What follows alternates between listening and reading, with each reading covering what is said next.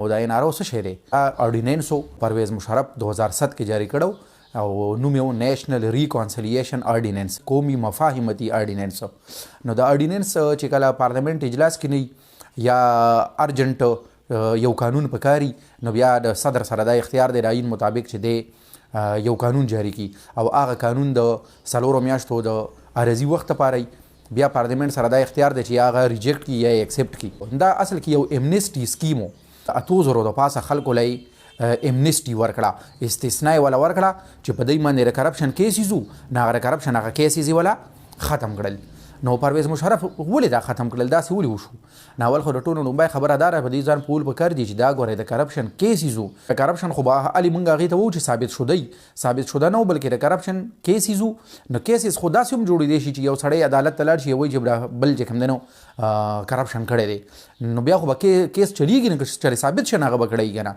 مشرف څه ووی چې دا ان آر او جاری کړه؟ نو مشرف دا ووی چې دا دی چې کوم دی ملک سیاسي هغه ماحول خراب کړی دی او دا د کرپشن کیسز دي او پولیټیکل کیسز دي، انتقام باندې چې کوم دی حکومتونو یو بل باندې جوړ کړي دي، څه داسې حقیقت پکې نشته او حقیقت پکې ځکه نشته. آیا بل څه هم څه مقصد ورسره و؟ نه، بل هغه مقصد دا و چې 2007 او مشرف 9 کال د حکومت شروع شوی و، نو مشرف باندې د بار نه د امریکا، برطانیا، سعودي عرب ډیرو ملکونو ورته دا وویل چې بېنظیر بټو ملک ته راتلل غواړي نو ته ورله لکه لاره ورته کولاو کا. نو هغې کې دا کار و چې بېنظیر بټو باندې هم دغه شان د سیاسي کیسز جوړ شوي وو د کرپشن.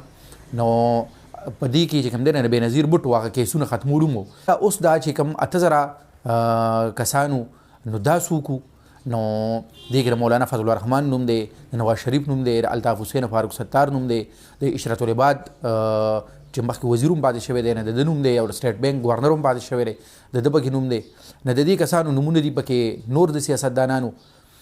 اوس چې نن څوک د ان آر او خبره کوي نه اکثر خلک وایي دا مشرف په سیاستدانانو باندې کیسونه ختم کړي.